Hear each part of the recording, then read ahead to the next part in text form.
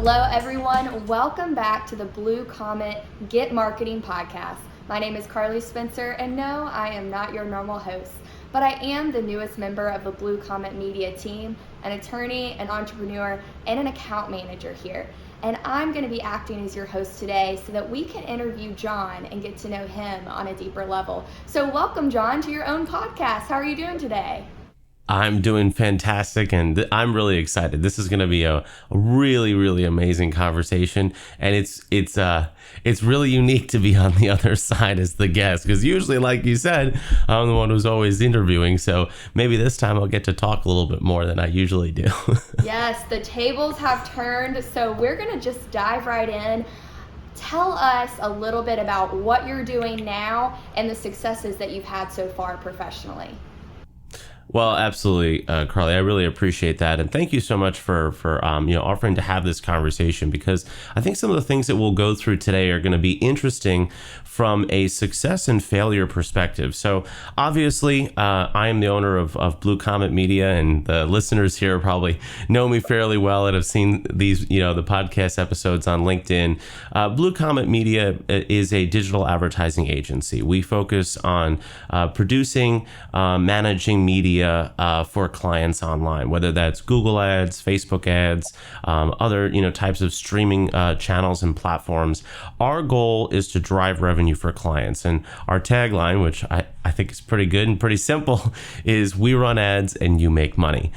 So in terms of the successes that I've had in my career, and I've certainly had successes and failures, which we'll talk about today as well, it really is, to me, success is when I see clients achieving their goals through the work that we do. So Blue Comet has become a very successful company.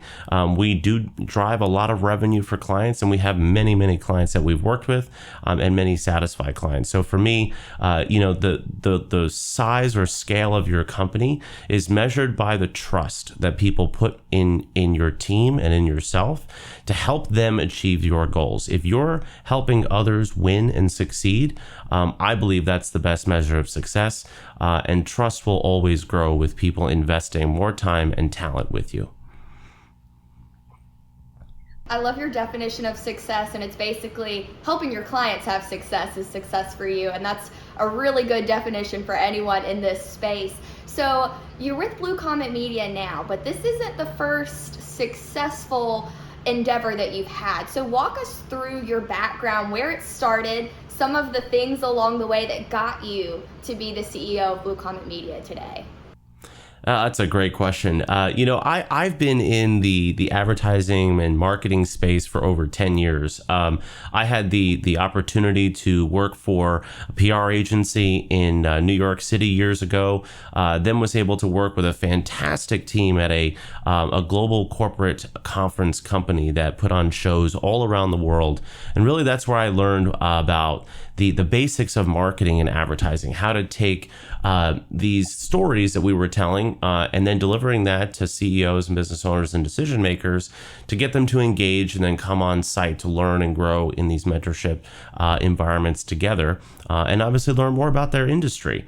From there, I came down to North Carolina with the vision of really, I always wanted to be an entrepreneur. I just didn't know how, and I don't know that I really had the confidence to go out and do something and build something, because I think when you have experience, it does breed that confidence, and I didn't have as much experience as I have now.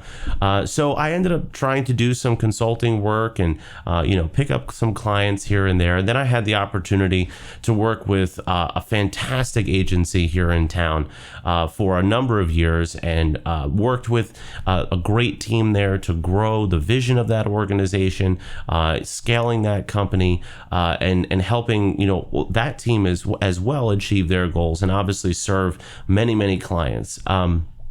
But it came down that I wasn't really happy there. I wasn't really achieving what I felt deep down. I had this kind of gnawing feeling that I could do something for myself and do something that I wanted to, and kind of direct and guide the ship the way that I wanted to do it, and focus on the things that I really loved, which was digital ads. And that was really when it came down to it. I just said, one day I have to do this. I quit. I left.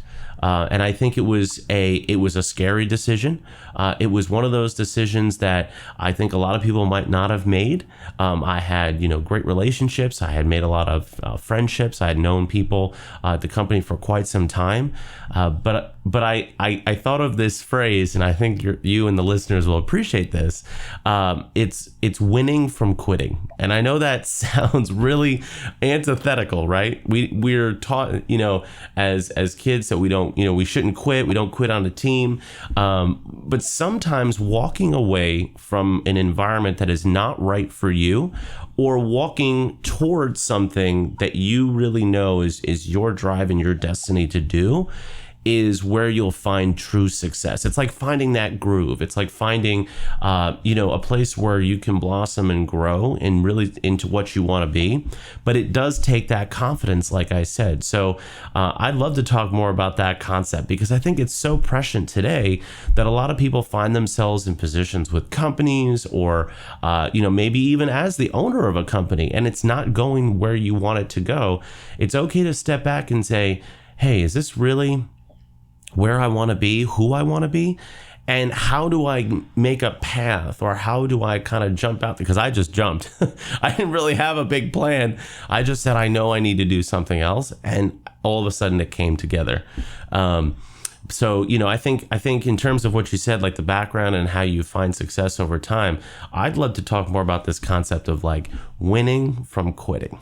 Absolutely. I can't wait to dive into that more. And this is one of those things that we have in common. I was a personal injury attorney for about 8 months, and I had that same feeling. This is not what I was called to do. This is not where I'm meant to be. And I also jumped off the ledge and just quit. And I think I've been winning from quitting. Now I'm in media. I'm working with you and Blue Comet, and it's a strange path, but it feels like the right one. But the thing is, like you said, we're taught as kids not to quit. Don't give up, never quit. But I want you to talk to me about the decision, because I find it fascinating, because almost every entrepreneur at some point had to quit something to start their own thing.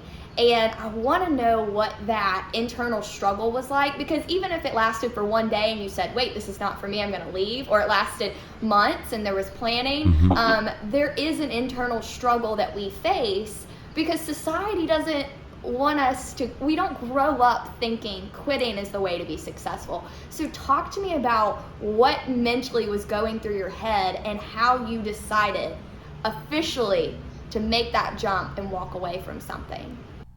It's a great question, and I think it can be kind of encapsulated in a couple different ways. So I'll say first, I believe that everyone in life has an optimal path that they can walk, where they will be not only serving others the best that they can, but they'll be serving themselves in the right way. I think a lot of times we also think of these concepts of being selfish or self-serving as negative, in terms of just, seeing people that only care about themselves and only make decisions that benefit themselves. However, I think if you're walking the optimal path that you find for yourself and you're following that destiny, then you're actually in a position to serve others the best that you can, because you're delivering on your best skill set. So you're right, as children were taught, you don't quit, you keep pushing, you keep going. And that's a great life skill to have, and that's the grit that it will take to be successful in any area. A simple definition of success sometimes is consistency over time, and I think that makes a lot of sense. But you don't want to keep doing the same thing over and over, right? The other side of it is, if you keep doing the same thing over and over again, the same result, that's the definition of insanity. So I think you need to balance those two parts. And I want to connect this to the idea in my experience. What ended up happening was I realized that I wasn't serving the team that I was with at the time the best, because I wasn't the best version of myself. And sometimes in business or in life, removing yourself from a situation is actually best for others around you so that they have the room that they need to grow. So was it an easy decision? Absolutely not. I mean, it was not something that was overnight. It was over several months. I had conversations and, talked with the team and really tried to get everyone's, feedback on, is this the right place for me to be? And what it came down to was, it was tough. It was not what I wanted at the time, what I thought I wanted. I'm a loyal person. Like, I want, to invest. I want to make sure that I give the best back to the team that I'm with. But ultimately, I realized that the best path that I could take long-term for serving clients, serving this former team that I was with, was actually stepping out and going on my own to do what I knew I needed to do deep down.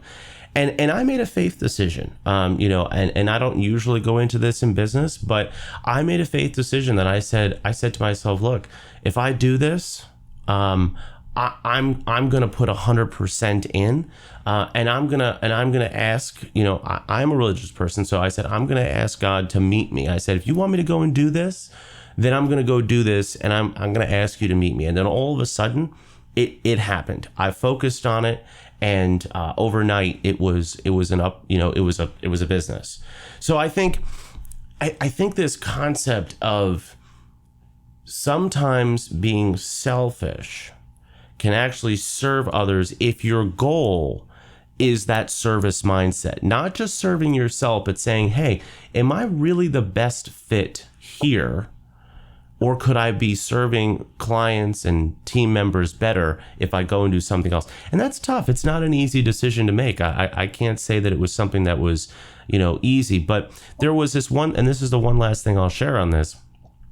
There's a great, it's a, I guess you kind of look at it as a work traits and work environment service that helps you understand where you best fit in an organization.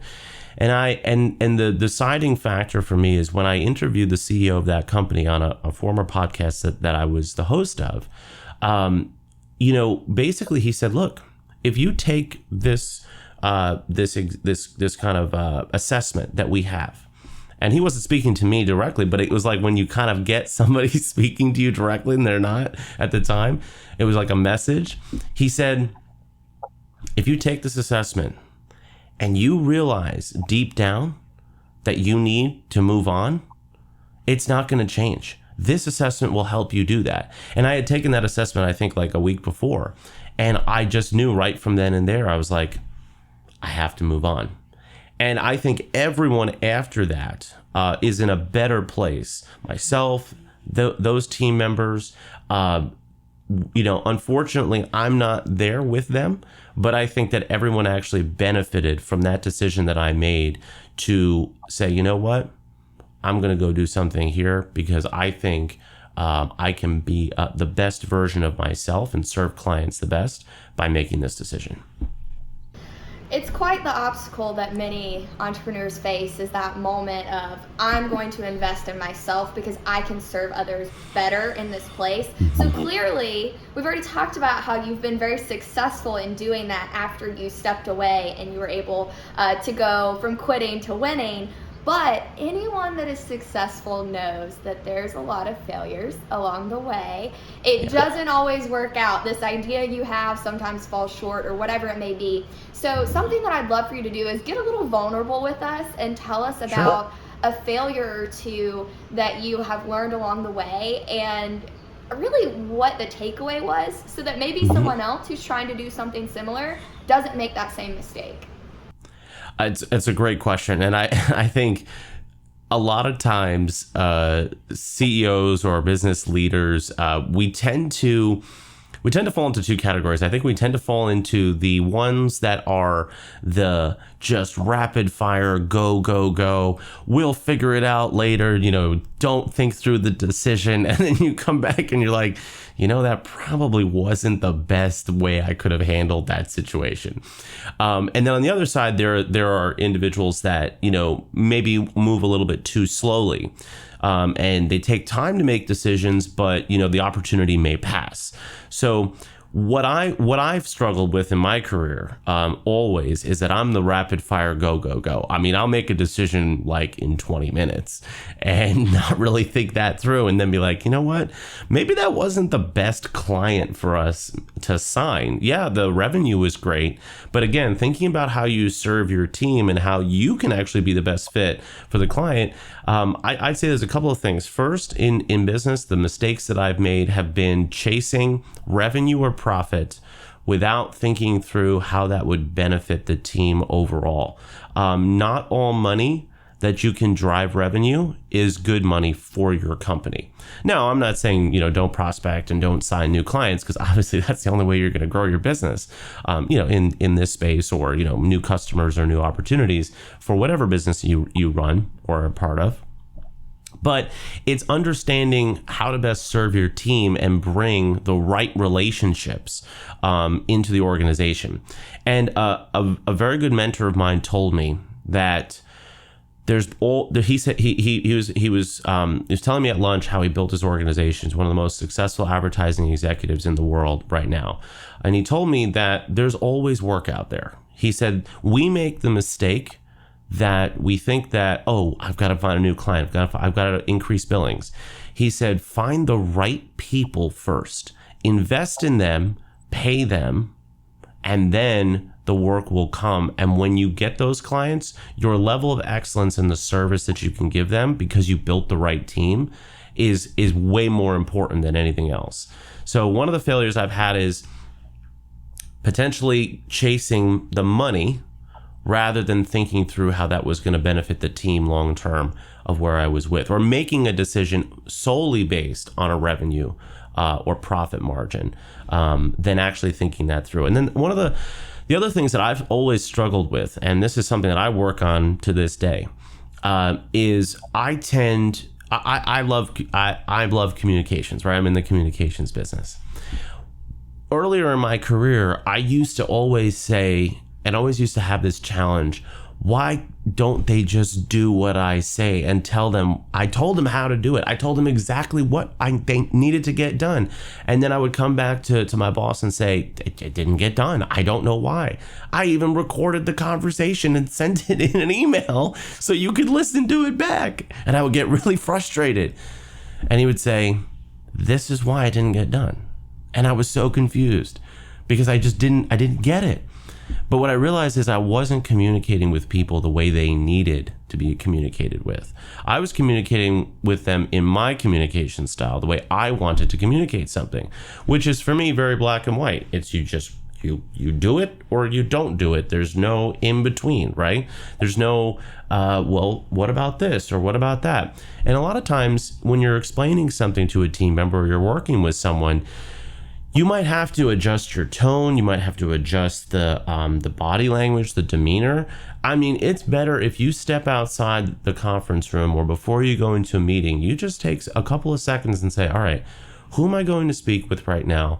What's their style? Are they a little bit more quiet? Are they more of a creative? Think about how they need to, not want even, how they need to be communicated with. And your message and your delivery is going to greatly have much, much better impact. Now, there are also, things along the way about making sure you have the right team members and making sure you take good notes and things like that. I'm a terrible note taker. If I didn't write everything down digitally, like I would just be keeping it all up here, and I'd lose like 80% of what was said in the meeting. But I think that's one of the failures that I've had is I've strived to be better at this over time, and I hope that I'm improving, and I think people have told me that I have. But that was one of my biggest stumbling blocks or obstacles early on in my career, especially in my early 20s, where I was like, come on guys, I told you how to do it, just do it. Like it doesn't, like, there was no in between. But when I started to hear from their perspective, how I could have said it better, and how I could have communicated it better, I started to be like, oh, okay, so let me choose the right words. Let me choose the right tone. Let me depressurize. Because sometimes when someone's coming to you and you're in a managerial position, where I was a lot of times, and I'd be coming to someone who wasn't in that position, the instant effect is, sometimes for people on the other side of the table is, I might be in trouble. I'm not sure what I did, and they're second guessing. And then that message never gets through. And it was something that could have been avoided. And ultimately, the client may not have been served best by how you talked with one of your team members. So those are two, I guess, obstacle failures that I've had over time that I thought would be interesting to share. But I hope I'm getting better. I hope I take a little bit more time to make decisions, and I hope that my communication has improved with my team. So you would be the best judge of that. I was actually going to say that. I think the best thing you could ever want from a leader in an organization or business is that they take time to do self-reflection and know their own weaknesses and work on them. And so the biggest takeaway that I got from everything you said is, you know where your shortcomings are, you know the places that you need to work on, and you're actively doing it. And so I think that probably for any entrepreneur, and not even that, just any person in your personal life, in your professional life, take a second, reflect on where you're lacking, and actually work on getting better at those things. Because I think you're a fantastic communicator. You make sure to find out how other people want to be communicated with, and you try to do that. And so I would say kudos to you for taking the time to actually look at yourself, and not just the good parts, but the parts that need a little bit of work, because we all have them, but not everyone takes the time to look at them. So last thing that I want to ask you before we wrap up is, for one key takeaway that people can implement in their business right now to transform their marketing and digital ads. Well, absolutely. That's a great question, and I'm glad you brought it back to that, because I think that there's always two sides to businesses, and I think most people don't necessarily look at it this way. So you always have an externally facing portion of your company and an internally facing portion. There might be certain companies that really don't interact a lot with, let's say B2C or a customer base. But I still think that there's always a brand and there's always a spirit that a company can deliver to the marketplace. So in my mind, and I'll talk about the internal side second, but a key specific takeaway that you can have to implement in your business right now is to consider how the marketplace, or how your potential consumers down the road or right now view your business from a overall digital perspective. Meaning, can they find you when they look you up on Google or use another browser, right?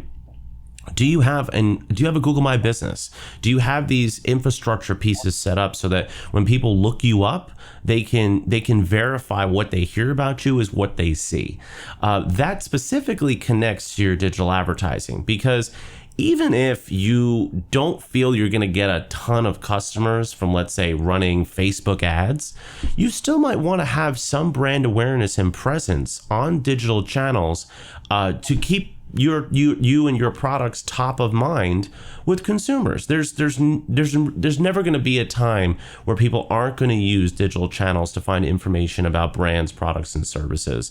Moving forward, ever again, the digital transformation is here. I told people it was coming 5 years ago, and I think it's done. Everyone is using devices and desktops, laptops, whatever it is that they have to find information online. So I would say the urgency is to assess your digital advertising platforms and strategy to make sure that you're relevant, you're selling the products and services that you need to correctly online, and you have the right team and skill set behind that, because these are not easy channels to manage spend and to grow whatever your specific goals are, right? That's what we do. We specialize in that. So just like I might hire a payroll company to specialize in running payroll, because that's not something that we specialize in, it's the same with implementing a digital strategy for your business. So I would say the number one thing you can take away is, if you are running ads, if you do have a digital strategy, I think it's important for you to assess that every 3 months, measure results, and then see how you can improve. If you don't have a digital advertising strategy, I can't stress enough how important it is for you to dive into that and make sure that's a part of your next quarter. Even if it's just dipping your toes in, that's totally cool. But you have to consider that now in terms of how consumers engage with your brand. And the second takeaway I'll talk about on the internal side goes back to what I was saying about growing, nurturing, and developing the team, right? Always make sure that the business you're bringing in helps your team flourish, and also that you're making sure you communicate with your team effectively. You're right. One of the most challenging things for, I think, for CEOs and for business owners is that we tend to be the drivers of the organization. It's usually how we got there, right? And you have to understand that that passion you have may not necessarily be the same passion that everyone in the company has. That doesn't mean that they're not awesome for the team. They're integral. Otherwise, you wouldn't have brought them in. But you have to understand that they might have different motivations. So I'd say a key takeaway for any business owner listening to this is find out what motivates your team. What is it when they go to sleep at night, they wake up saying, I want to accomplish this. I want to be this. Because you know what yours is. And everybody wants to transfer vision and make sure that that trickles down to every level of the organization. Yeah, maybe that's great. I mean, obviously I want you to have great vision for the company, but what makes your creative, director tick? What makes your account manager tick?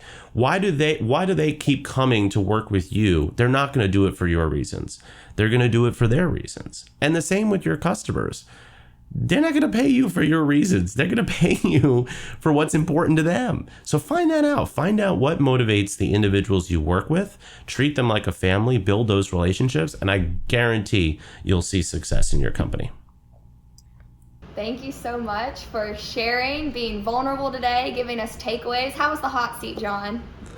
I mean, honestly, it might get a little dangerous because I kind of liked it on this side. And this was great. I mean, we always have great conversations. And I really appreciate you suggesting this because I think it gives I like to be able to humanize an organization as much as possible. And I think that's where a lot of companies stray away. I notice sometimes that, there's business owners that I talk with and they're not interested in talking about themselves or talking about their business. And I'm not saying that I was only talking about myself today, but I think if you have experiences, if you have, valuable pieces of insight that you've learned along the way, then that's our duty to share that with other people who are thinking about doing what we're doing. I talked with an agency owner a couple of days ago. And he said, I think we kind of overlap. We do a lot of the same things. And it was, the similar conversation where I think everybody always feels that everyone's a competitor if they are in media or advertising or whatever it is. And I said, look, yes, I have some clients in Canada. I said, but I mean, we have the whole two countries. I said, how could we ever be competing with each other? There's so much business out there. And I said, even if we overlapped in some services, I said, why wouldn't we figure out how to share valuable knowledge together and grow? I don't think of myself as a competitor with someone else like that. I'm not gonna go after all the same clients. I wouldn't even know who those are. There's clients all across the world that you can work with, and it's so vast. So when you start changing that to an abundance mindset, both in your personal life and in your business life, I think your relationships, your connections, that lowers that resistance that people might have. So I would encourage, more business owners to take that opportunity to be vulnerable, like you said, and start winning from quitting, right? Finding out what are those things that you might need to walk away from to bring yourself to a place where you feel like you're really living out your purpose and your destiny. Absolutely. Well, thank you so much for allowing me the honor of interviewing you today. And thank you for being so candid and genuine in everything that you shared. And thanks everybody for tuning in. I hope that you all learned some new things today. Remember to subscribe and share these episodes. And if you loved our conversation and want to keep us caffeinated to have more episodes, send us some coffee money on Ko-fi. Check out the link below. It's a donation, guys. If you have any questions, check out the comment section for links to our website and our contact information. I look forward to seeing you again on the Get Marketing podcast and in the digital space.